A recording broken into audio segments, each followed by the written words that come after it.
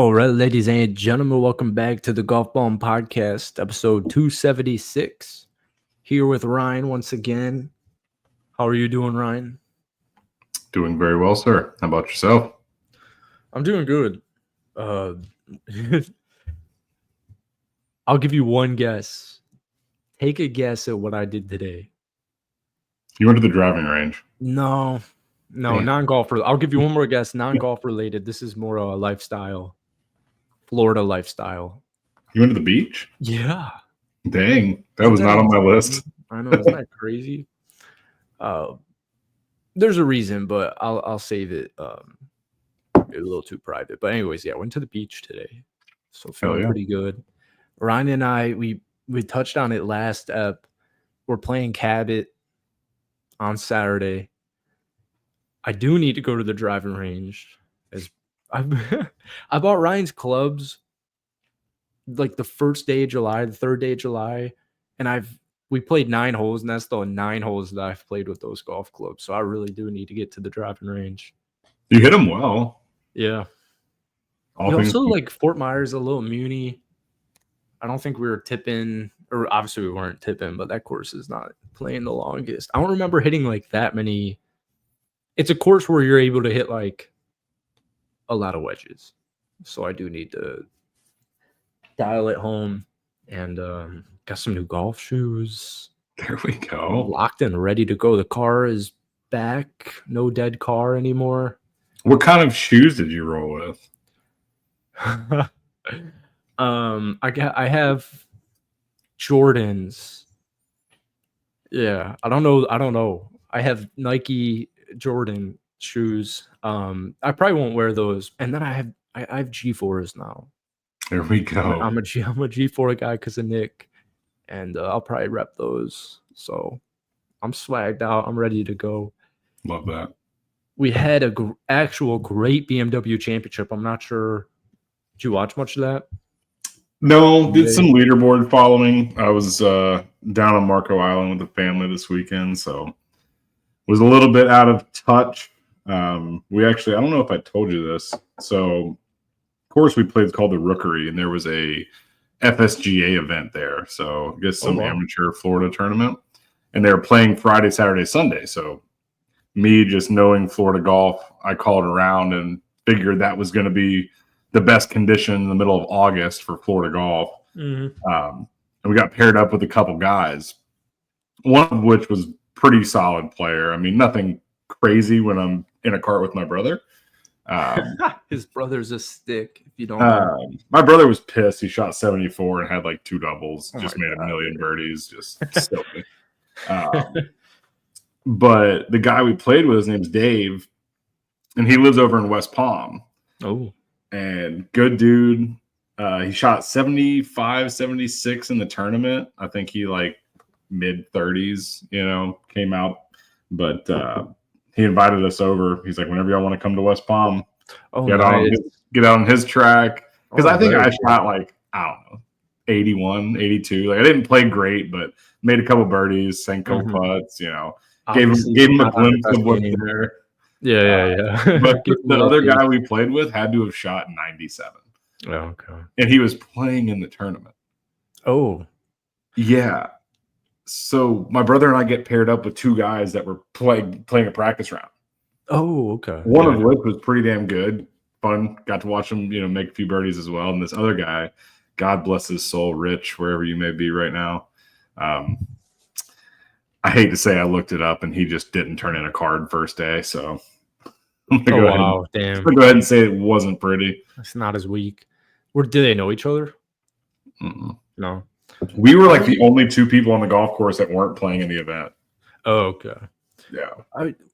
I want to do stuff like that so bad because of Matt, our buddy Matt.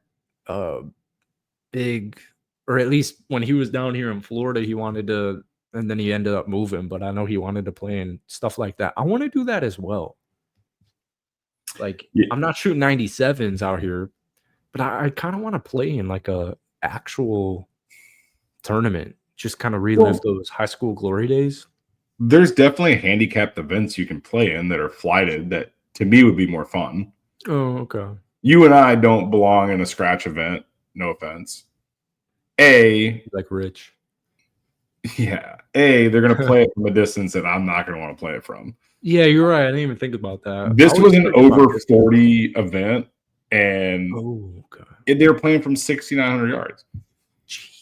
So, I mean, I wasn't terribly upset with an 82. I normally just don't play that long, hit some bad tee shots, but birdied two par threes out of nowhere. Oh, really? Like 180-yard par three, I hit like a 25-footer, and then the short par three was like 145 yards and put it to 6 feet. Is that in your gin? I think it is. I didn't post it yesterday because we just had an absolute debacle. Yeah, what'd you do yesterday? We played 27 at Fort Myers, late. Me and Joe, late afternoon. Man, I missed this. Just ripping 27 at Fort Myers, enjoying that August rate. It's hot as hell out here. Speaking of my boy Dave, I'm really gonna dox him now. He just sent me a text. He's a member at Stewart Yacht and Country in Stewart, Florida. He lives in Stewart, Florida. Wow, I'm gonna be there in a few weeks. Stewart Yacht and Country Club. He said there's some of the best greens in Florida. I mean, they've got yachts, dude. Everywhere on the East Coast. Oh wow. East Coast Florida is so different than West Coast Florida. I like being over there, but I do prefer being on the East or West Coast of Florida. Yachts, man. 27 at Fort Myers. Yeah. I played in 4 hours. 4:15. Yeah. On a Sunday. Just zipping around, dude. We get paired up with these two guys. It was me and Joe, and they were tipping it out. Oh, really? One kid was good. He probably was a handful over on the holes that we played with, like 2 or 3 over on 12 or 13 holes. The other kid just hit it. You could tell he played baseball or hockey. Hits it a mile, but he was trying to give me swing tips. Oh, my goodness. I hit one bad shot. He was trying to give me swing tips, and then I stuffed one on 17. He's like, see? Oh. I had to kind of hold that back. I don't even know how that stuff occurs. Dude. Swing tips, I feel weird given playing with an uncle or a cousin or a buddy and they're asking for swing tips. I don't what the hell do I know? I'm in no position to give you a swing tip, and even if I was on the course. The guy played a 35-yard slice. I mean, he hit it a long way, but hit it a mile. Hit it 40 yards left to right. I mean, he was aiming over number 1 when we were teeing off on 9. Aiming at number 1 green. And just peeling it off. Teeing off on 9. Oh, peeling it off over the trees. So, yeah. Hard to visualize, but yeah. Not a great aim point, especially. Needless to say, he was taking none of his advice. Yeah. So. Right, good call. Man, I can't wait for Cabot. It's starting to hit. My finger is going to be fine. The toe is going to be fine. I can't wait for this. I really can't. I miss playing such nice golf. Agreed. Yeah. Agreed. Any I don't know, you got anything for the viewers or anything for me? What are we thinking here? Tip it out. I think first things first, we need to talk about the fact that Scottie Scheffler could literally just stay at home and then show up on Sunday and be the winner of the FedEx Cup. Is that what it is? Because he's up what is it, 30K? He's up 2,010 points over Rory officially. In the Tour Championship, as we looked up a couple episodes ago, is worth 2,000 points. Scottie Scheffler does not even need to play in this golf tournament, and he wins the FedEx Cup. It's over. I want to know what the viewership is going to be for a tournament that we already know the outcome of the FedEx Cup. Right. There's no drama to be had. It's going to be a walk down memory lane for Scottie Scheffler in the next incredible season that he's going to have. Mm-hmm. Someone tell me I'm wrong. I'm stressed in my head, but you're right. That chip in on 17 was, and people finally were like, because you'll have some old heads be like, Scottie Scheffler, oh, I could tell you never watched you sit here and you freak out about Scottie Scheffler, you throw off a tweet or a post or whatever it is.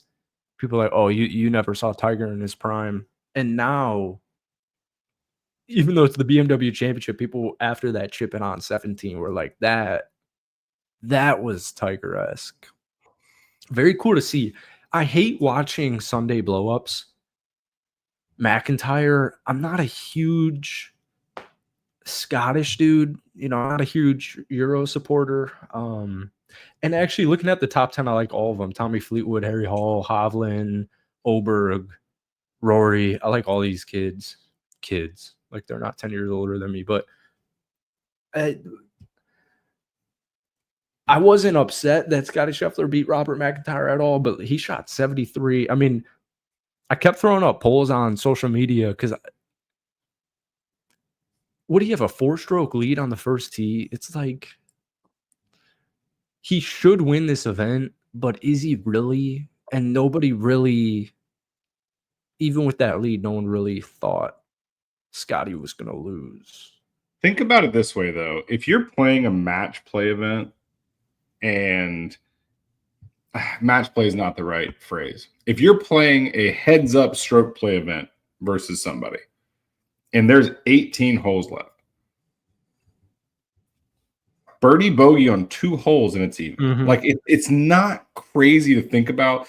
The difference is he's doing it in the middle of a field where 50 players could be that guy that jumps up. It just happened to be Scottie. He didn't do anything special. He shot 3 under. That's not like Scottie went out there and shot a 62 to win the golf tournament and steal it away. Like, yes, McIntyre gave it to him, but at the same time, 4-shot lead with the best golfers in the world behind you. It was Scottie birdied the first hole, McIntyre bogeyed the first hole, McIntyre bogeyed the second hole, Scottie parred the second hole. I mean, it was, a huge swing right out of the gate, 3-stroke swing right out of the gate. Yeah. He's sick, man. I wasn't really going to care about the Tour Championship. Somebody gave me a cool comment, and I think myself and us, along with probably every other golf podcast out there, is briefed on it. I really am becoming a Tour Championship match play enthusiast. All right, so I need to correct myself because apparently I did not look at the updated standings. I was looking at it yesterday, and they still weren't updated. So I thought that he was roughly 2,000 points above Rory. Just for the listeners out there, Scottie Scheffler has a total of 7,456 total points on the season. The next closest will be Rory McIlroy of Northern Ireland at 3,687. Okay. Yeah, he is roughly 3,800 points behind. He needs a tour event or 2 and a whole nother playoff. And for Scottie just to not show up. Yeah. And for Scottie to miss every single cut at all of those events. Yeah. He needs like 5 more events. I would love to know if this is the most dominant season performance since the FedEx Cup. Based on, I've never in my existence heard of, well, the FedEx Cup over, no one can catch him going into the Tour Championship. Obviously, we had 5 or 6 seasons of the stupid, someone starting at 10 under, 8 under. I'm so glad that is over. I know. But I would be interested to see in the new era what the most FedEx Cup points accumulated going into the Tour Championship was. This has to be, if I was a betting man, I'd say it's by far and above the most points someone's had going into the Tour Championship. Yeah. Because we said this last year, like people, I don't know what they even use. What do they use? Like strokes gained. You know how there's you'll see like a list on Twitter or something, and it'll be like most dominant golf seasons since they started tracking it in the 80s or whatever it is. And Scottie's 2024 year was right up there, and you were big about that last year with him overcoming Rory McIlroy on the overall rankings and stuff. It's kind of surprising to me that Scottie's only won this one time. It's because of the way they've done it since he's been in. Think about the fact that he's got somebody starting 2 strokes behind him. We just talked about how easy it is to erase 2 strokes, right? think about how much easier it is to say that you're dominant all season and there's no one that can catch you. So the years that Scottie's been in the Tour Championship, where it's not points based and it's just starts over from scratch at Eastlake, that's the only reason he hasn't won more of them. I'm a firm believer that the year that Rory won, he was furthest back. I think we looked that up. He was in 4th place points-wise and came back and won that golf tournament. Yeah, I'm looking at it right now. Rory started at 4 under. Correct. Yeah. So it would have been 8 under, 6 under, 4 under. So he was in 4th place. If you look at what their total points were going into that, I guarantee you he was more than 2,000 points behind him. Mm-hmm. But he had the opportunity to come back and win because it was just based on a single golf tournament. Whereas now the season standings are based on your season's accumulation the way it should be. They got this right. Changing this back, they got it right. Yeah, that was stupid to begin with. But what do you think about the match play? And obviously it would have to be tailored to, the top 10, top 5, whatever it is. Like Scottie gets 2 buys, 1 buy, whatever it is. No, see, that's something where I think they start over from scratch. It's heads up, mano y mano. You made it to this stage of this match play thing based on your points. That is a thing that should just be erased. What? If you're talking about a postseason match play event? Yeah, I'm saying Tour Championship match play. Oh, I thought you were talking about separate. 30, 2 versus 29, 3 versus 27. Like to at least add some intrigue, but so here's top 5 should get a buy or however. Here's an idea. Take a hybrid of what they tried to do with the Tour Championship and just roll it over to a following week. So yes, the season-ending Tour Championship is the FedEx Cup. It's worth $15 million. But maybe you have a cool $5 million turn. Because think about the BMW. I think he just made $3.5 million winning the BMW. 3.6. Yep. Yeah, 3.6. So why not have a match play event with a $5 million winner takes all? Wouldn't that just erase the Tour Championship, though? No. You do it after the Tour Championship, and it's like a separate event. Well, you got 16 guys that made the cut from the Tour Championship. So let's just say you're out of it at the end of the Tour Championship. You could still potentially be playing to get into the match play event that's worth $5 million. Oh, okay. You know what I mean? So it's almost like a 4th tournament added after FedEx St. Jude, BMW Tour Championship. They crown a FedEx winner, and then you could have like a end of season match play event. Also goes back to where I said they should probably have 3 Zurichs a year. There should definitely be way more match play. I mean, the Zurich's even kind of stupid, but it's fun. Yeah. But it doesn't have like draw. Like, who cares if anybody won the Zurich? I liked the like WGCs. Shane Riley. Yeah, I agree. I fully agree. But like just growing up, I remember like growing up watching the WGCs, and that was actually cool. But then you have Sunday, and then there's only 4 players on a golf course, and NBC or whatever golf channel, they're throwing so many ads, they're throwing so many, there's a commercial, and then there's also golf on the side. Like there's only 4 golfers, the first and second place match, and then the third place match. So there's just not really enough golf on a Sunday on a WGC.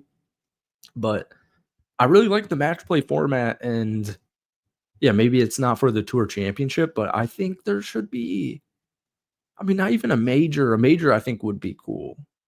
So what would be really cool as a match play event? If they took the top, I don't even know what it would take, 16 guys, 32 guys, take the guys on the Korn Ferry Tour that didn't get their card this year, and the top X amount of players get to play a match play event for a card. Yeah, that'd be cool. Just, I don't know. There's something to bring some excitement to the game. And I know we talk about it all the time, but this could not be any more boring. I love watching Scottie Scheffler win. It couldn't be any more boring knowing that he's up 2 times the amount of points that you could potentially win in this golf tournament. You can't even come close to him. Mm-hmm. It's going to be even funnier when he wins at Eastlake and he just has 1 million points. Yeah. this whole East Lake thing, I really have lost interest for a while, and then Scottie's not doing any help here. USAM also happened. I wanted to watch that. I ended up watching none of it. Mason Howell won 7 and 6. Really? I was hoping Coben would win, but I guess he's probably declared. I need to get into this college golf world. Oh, my boy Jackson Coben from Auburn is nasty. If you haven't seen his name, you need to go watch him. Yeah, I have no idea who that is. Look up his stats. He's sick. Where'd Mason Howell go to college? Georgia. Makes sense. He's not that 18-year-old that's incoming, right? I have no idea any of this. Truly. There's one kid that went to my rival high school, Brookwood High School in Snellville, Georgia. And he qualified for the U.S. Open as like a 17-year-old. I want to say he committed to Georgia. I forget his name, but the kid went low. I think he shot 63, 62 oh, goodness. At his qualifier. Let me look this up. Yeah, I'm also going to pull up the rider here. It's not looking great. Yeah, no, that Howell kid, that's exactly who that is. He went to my rival high school in Atlanta. Mason Howell? Yeah, he's 17 years old. Oh, is he really? Yeah, Mason Howell. So he's a Georgia 17-year-old latest short list golfers under the age of 18 to play in the U.S. Open. Yeah, the kid's sick. He's committed to the University of Georgia. He's not even He's not even in college yet. I thought that was him. I just couldn't remember his name. But yeah, that's insane. Jackson Coben is also one to look at, man. These kids are nuts. Lock. McNeely, we've got the Ryder Cup standings currently locked. Scottie, JJ, Xander, Russell Henley, Harris English, Bryson. That's crazy. This is really bad. And then you got JT, Morikawa, Ben Griffin, Maverick McNeely, Keegan Bradley, Brian Harmon. And then it gets even worse. Andrew Novak, Cam Young, Cantley, Sam Burns, Wyndham Clark, Lucas Glover, Bhatia, and Goddard. I'm taking Bhatia. Are you really? You want to know who didn't make the Tour Championship? That out of the list of people that aren't locked, name the one person that's surprising didn't make the list. Justin Excuse Thomas. me. Actually, I screwed this up. very bad. I'm just going to backtrack here. Xander Schauffele didn't make the Tour Championship. He finished in 45th, I believe, out of points. I'm going to have to fact check this. Let me ask ChatGPT. Dude, did I get had for a fourth time? Because maybe he came in 45th. No, you're right. He fails to qualify for the Tour Championship. Yeah. Okay. I thought I saw that. Oh, wow. And we got him as our number 3 lock, the best American. Good luck. I should have left that bet. Bryson DeChambeau is locked for the Ryder Cup, and he does not play on the PGA Tour. He's thank God. Better option than thank God he is somehow locked from major. He's a better option than 3 people above him and everyone below him. So I really like JJ Spawn. Like I think he's been great. Yeah, I think he's good. Henley and Xander. Henley is crazy that these guys are locked. Like, no disrespect to either of them. Yeah, I was looking into Maverick McNeely because he came in 3rd at the BMW. Which, by the way, he's the heir to a $7.6 billion company. And I didn't know that. It comes from money. You want to guess how many career wins Maverick McNeely has? Because he seems like a cool dude, and he's always like up in contention. I want to say 2. He's won. The 2024 RSM. And so I'm looking at all these guys. They don't have many PGA Tour wins on this list. No, but you know what? Recency bias. Batia's got a couple. They're not great. I want Goddard up. If you're taking Bhatia, I want Goddard up in this 100%. Batia's a locker room guy. He's young. He's hungry. He's been playing well. He made the cut on the number 30 to get into the Tour Championship. Was he the guy who did that? He's the bubble guy. And that's my main reason. It's my main reason for believing in him. Dude, I would love to see this kid come out and, like, you know, be in contention on Sunday. Obviously, it does nothing for him. He's never going to jump up, but it's a big payday for a young guy. He's just got a couple wins. He's fun to watch. Lefty love for your boy Sean. Yep. Young kid. We need more young kids making moves. The real storyline is Bradley falling to 11. Yeah. And at that point, how do you justify picking yourself? I still don't think he should. I don't think he should have ever been picked. Timeout. He's not even 40 years old. Timeout. No. We're going to take away the fact that he is the captain. You can't change that. We can argue it all day long. Well, Keegan Bradley should be in the Ryder Cup regardless, but he should have never been the captain for the Ryder Cup because he's still a good golfer, and he should have been a captain's pick even if he didn't have the best PGA Tour year. But he did. He had a great year. No, I know. That's what I'm saying. He should have been a captain because Keegan Bradley could be 11th on this list or 20th on this list, and you want Keegan Bradley in the Ryder Cup. Hot take. I'm taking Keegan Bradley over Russell Henley if I could pick one of the two to be on the team. I agree. I mean, there hasn't been one since Arnold Palmer back in the 60s, and I'm not convinced that my same feeling isn't on Harris English. I think if you gave me the choice between Henley, English, and Bradley, I'm picking Bradley. Based on Ryder Cup experience, the season he's had. I mean, dude, we can't always go off numbers for this kind of tournament. I totally agree. Harris English has 5 PGA Tour wins, which sounds cool, right? Well, his first 2 were in 2013. And he won 1 this year, and it was the Farmers Insurance all the way back in January. And I'm like, now I'm wondering how the hell these are even made. Andrew Novak, he's won 1 PGA Tour event, the Zurich Classic. Once again, back to the Zurich Classic. He won the Zurich freaking Classic with Ben Griffin. And these are the men who are, I don't trust these guys in a one-on-one format on Sunday to get the job done and beat whoever the hell they're playing. I just don't trust it. My take, and this isn't even hot because he's number 12 on this list, I need Brian Harman in this Ryder Cup. I think he's going to make it easily. As slow as that dude plays and as much as people hate on him, he's America and he's a gamer. Like, he's a competitor. He's got a major win. I need Brian Harman in this Ryder Cup because, we're looking at this list. It's not looking good. And I trust Brian Harman over a lot of these guys. Do you think beyond, dude, I don't even want to say it, but like, do you think beyond Cantley, anyone below that list deserves it? 13 and down. Deserves is tough too, because it's like Russell Henley's in 4th and Harris English is in 5th. Well, no, 6th. I say deserves it in the sense of they've been there before, their tenure, like. I like maybe Wyndham. I like Wyndham Clark a lot. Yeah, I didn't know he was so hated because I made a golf ball post where he was like 5 years old and made a bet with his dad that if he got a hole-in-one, he would buy him an Xbox. And he had a hole-in-one at 5 years old with a driver on like 180 par 3.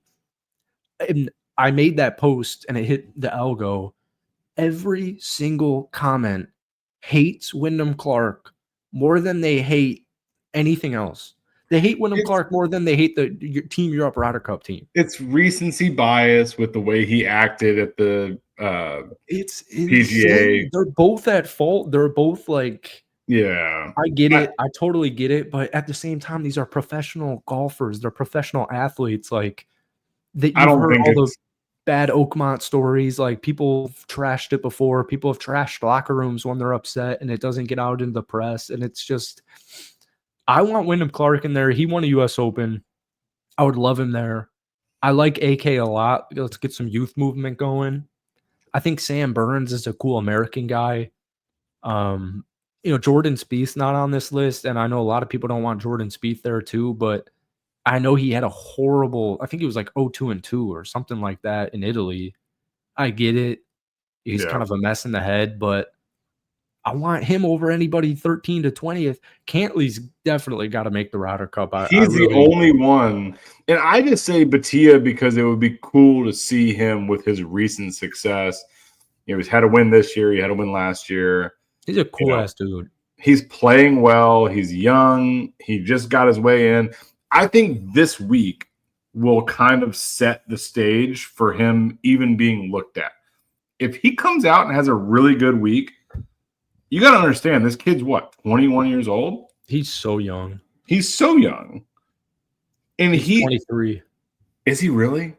Mm-hmm. Well, he went pro, like, I remember doing golf ball with Sean and Nick, and he went pro, and it was like, whoa, like, damn, you're going pro early. When you know, though, but, like, make it your job. Grind it out, and that's what he's done. Yeah, exactly, yeah. So we've got all these guys pretty much in the in the Tour Championship. Like, you got Goddard, who that's awesome that he made it because he did really bad at the BMW. I don't think anybody on this list isn't on it. Yeah, right. Sam Burns, Brian Harman, Andrew Novak, Harris English, JT, Henley, Maverick, Ben Griffin, JJ Spawn. Lucas Glover's only accomplishment in the last fucking decade has been his TGL win. Like, let's be real. I had a whole YouTube rant about that because, like, no one gives a shit about the TGL. Look, well, here's a fun fact for you. I'm looking at the top 30 in the Tour Championship, and I don't see Lucas Glover's name. Really? So I don't think he was going to get picked anyways, to be honest. No. Maybe he's got good rapport. He seems obviously like a cool dude, but maybe he's got good rapport with Keegan. Who was this? Your post? No, this is Nuclear Golf. Mm. Let's check the comments. And this is a post from Golfball, and I liked it. Does anyone have Harman or McNeely making the Ryder Cup team?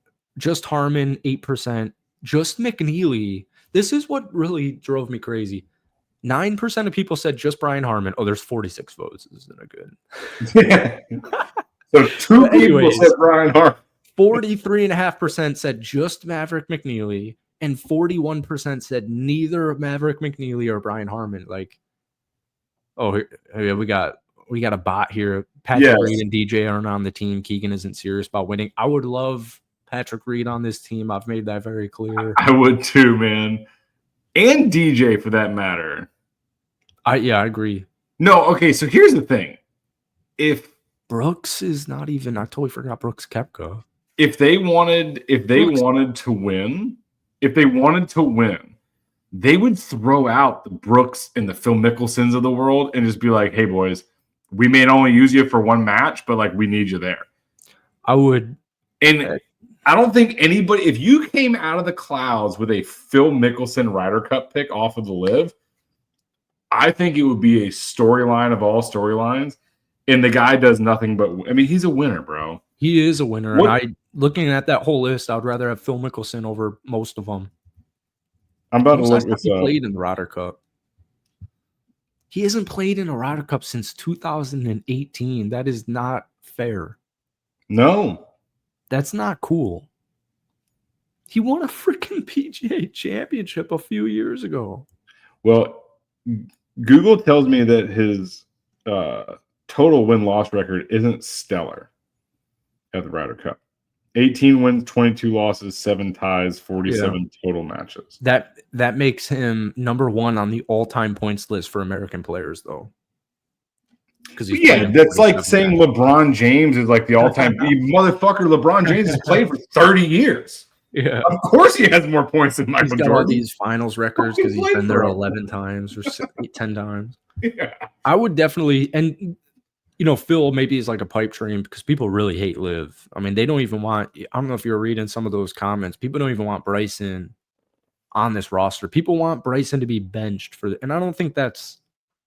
It's the small minority who are commenting even on these posts in general. But Brooks Koepka, especially because it's at Bethpage, like that's an auto lock to me. I think they should just give a fan the Ryder Cup. I'll take it over for Keegan. I can't even imagine this guy's. I don't even really trust this team with Keegan Bradley picking it, I'm kind of concerned. We've been concerned, but speaking of fans, this is so out of left field, off topic, but have you seen that video? I want to say it's a minor league baseball team or some sort of, the Savannah Bananas? No, it's like some sort of semi-pro team, and they were having like an exhibition game, and they allowed a fan to come bat. I saw that, and I think he turned out to be like a top baseball, or he turned out to be like a recruit. That's fine. The video is hilarious. Yeah, he absolutely. Yokes went to left field. He's sliding in shorts to second base. Yeah, it's such a good video. Such a good video. Yeah, I do like that. But man, and then you've got like, I don't even know if you saw this because I watched some live this weekend, by the way, because from like the 12 to 2 o'clock in the middle of the week, there's not much on television, and the BMW coverage didn't start till 2. They're all playing in the Procore in Napa. Okay. Patton Kizzire is defending. If you were wondering, the purse is about $6 million, and they're all the Americans are playing in it. And then Jay Monahan was like, no, Bryson can't get an exemption for this, which I see both sides to it because it's like you made your decision, but at the same time, can we figure this out? Like it's getting ridiculous. I get it if like Jason Kokrak is trying to play in the Procore, maybe not as a shot. That's just one of those livers that I can think of that you don't really. Or Martin Keimer. He's not getting relegated, so that's all that matters. Oh, really? Anthony Kim, man. Live news. Anthony Kim looks horrible. That man looks. Anthony Kim's getting relegated from he's wearing mid-calf socks, Jordans. He's got a long hair. I mean, he looks rough, man. Get him a Malbon sponsorship. He'll do fine. He needs some. He looks rough, and I feel bad because it makes me sad. I posted that on the story because it's his legacy is ruined to a lot of people. I'll always remember. I'm sure most people would just remember AK on the tour. It's like MJ being on the Wizards. Like, okay, who really cares? But belt buckles and blondes and drugs and had a tough life, man. Yeah, exactly. Yeah, and he got his bag. So, well, yeah, I wonder how much that was. Enough, I'm sure. Compared to well, he also got that thing from PGA probably. It wasn't PGA, it was an insurance policy. Or the insurance policy, and that's why he didn't play the. Probably can look it up. Anthony Kim signing bonus. I don't think it's going to be published. A lot of their stuff is just speculation. I think their speculation's $5 to $7 million, and he's earned $2 million. He's earned $2 million in prize money, so I think he's fine. He's better than he was. I wouldn't say he's fine. $2 million isn't fine. No, I think the way those guys live and the fact that he doesn't have a job next year is going to be like, how old is he? He hasn't had a job in forever. He's 40. Oh man, I'm gonna pull up this post. Dude, he looks rough. He does look rough. It's sad. He has had a crazy life. Look at this pic. That's tough, dude. Yeah, that's tough.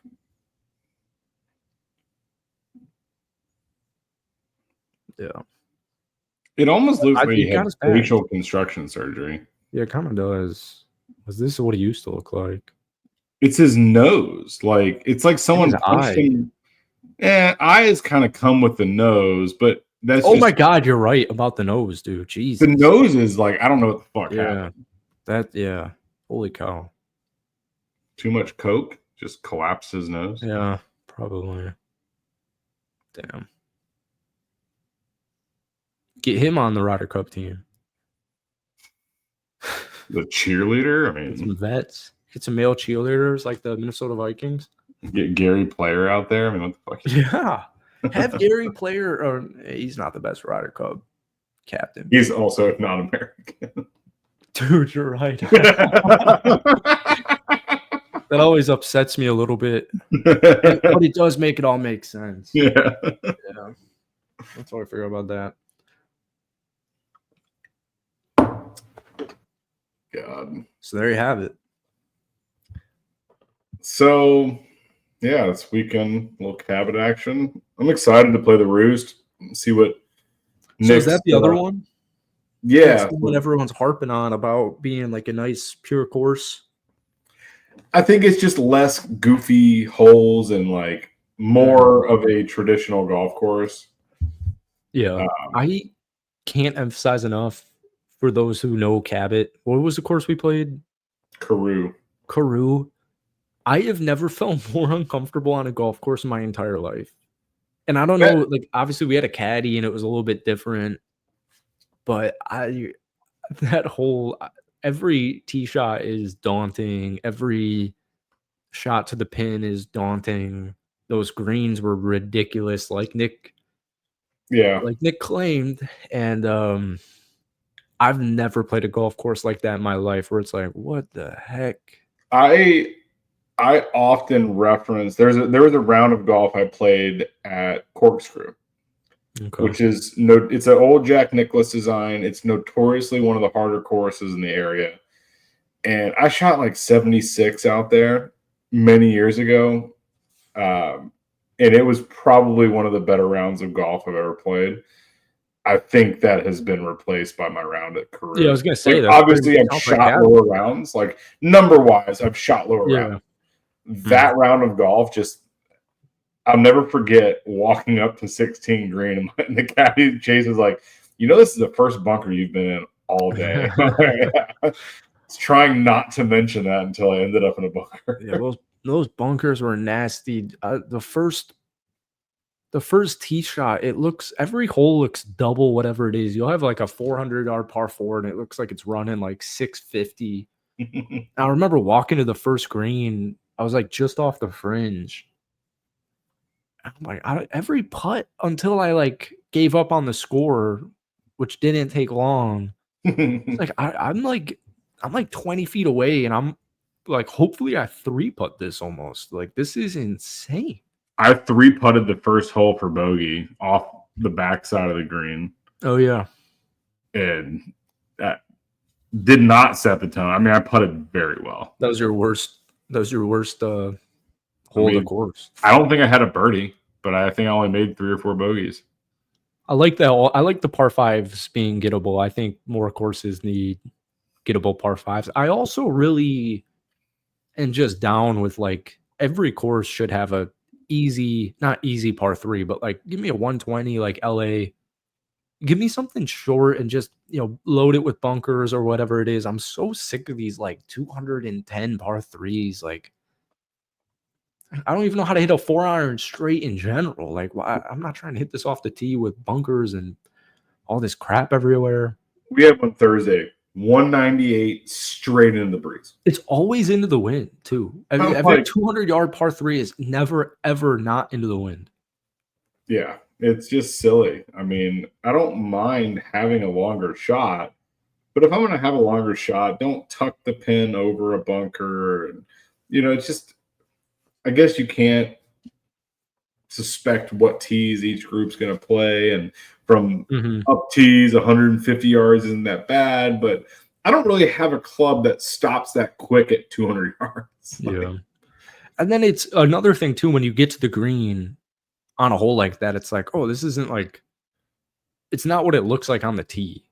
Like, I should have just literally tried to hit the green at least. Number 3 or 4 at Carew was that was a pain in the freaking ass, dude. Dude, I lipped out that birdie putt. I hit hybrid. It was like 190 some odd yards into the wind. I hit the best hybrid I've hit in months. Hybrid on par 3 that you can barely see. What's funny is that hole is actually my screensaver. Oh, really? I have a screensaver too. It's the first tee. It's hard to tell. Yeah. But it's a great Your buddies were freaking looking up. Their buddies hit it in. Here's mine. First tee. Your buddies hit it into the, or one of them hit into the crap, and these guys are like looking for the ball. They're doing the whole damn. I talked to Brandon the other day. I told him he owes me lunch. Yeah, I saw using the keys. Just missed them. Well, what's funny is he actually was in the keys. What do you mean? At first, you thought it was just an anniversary post. Oh, yeah. And he was at the point, and it was just yeah. And no, but he actually was in Key West this week.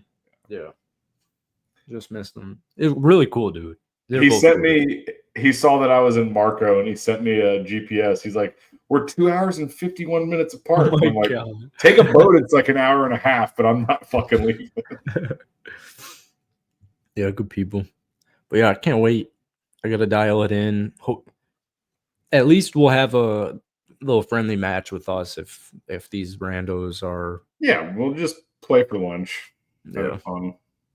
play for a couple of Cabot crushes. Those things are heavenly. Must say we can do 999. Yeah. Perfect. Because you know damn well we're playing the squeeze when we get done. Oh, we gotta. Did you request a caddy? No, when you're riding, it's complimentary. Oh, really? So when you're riding, they give you a. Yeah, you just tip them. Do they like jump on the back, or they just run in their spot and? Oh, really? Yeah, they just hop on the back of the cart. Oh, cool. Nice. Yeah. Cool. I don't think you have to request it. They just give you a caddy. Cool. I'm excited for those. I'm excited for the range where it tells you what you're hitting. I've been trying to find a golf simulator in the area. I think you actually found one. I'm excited to have a cup holder and more drinks than I had. Right? Yeah. Lugging those things around, just drinking out. You get it. I would just get one of those and just drink it. So by the next hole, I don't have to freaking deal with that crap anymore. Yeah, this will be fun. We'll have to make some short little videos for the golf ball on Instagram. Of course. And I have some good ones from last time. Do you really? Mm-hmm. I'll shoot them to you. All right. Yeah. We're going to get a Dropbox or something because the quality of my camera doesn't do justice when I send it to you. No. If you send it on social media, it does better.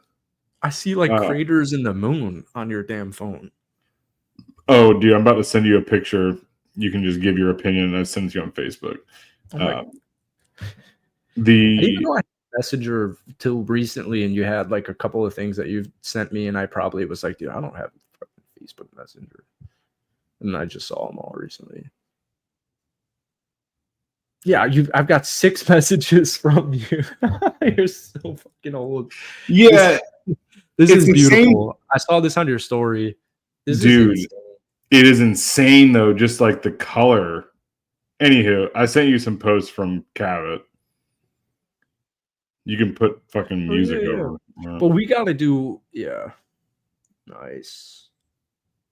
There's some good ones on there. You can do it justice. No, I don't know what it is. I don't know the best way to send you stuff because my camera. Really good. I know, like it's just the one where it's like kind of sunrising. Yeah. Yeah. Oh my god! Yeah, you have a ton. No, I had some good ones from that day. I just took them all in the morning and then threw my phone in the bag. Yeah. Exciting. So yeah, stay tuned for next week. So we'll have a nice little epi. And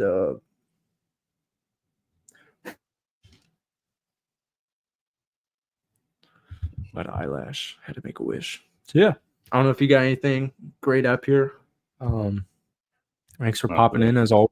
If you're listening to this, thank you for watching and listening. As always, I post these on YouTube, and I'm trying to think of the word. They're very raw. I'm posting very raw YouTube videos. So peep out that YouTube if you haven't already, and we'll be back in a week.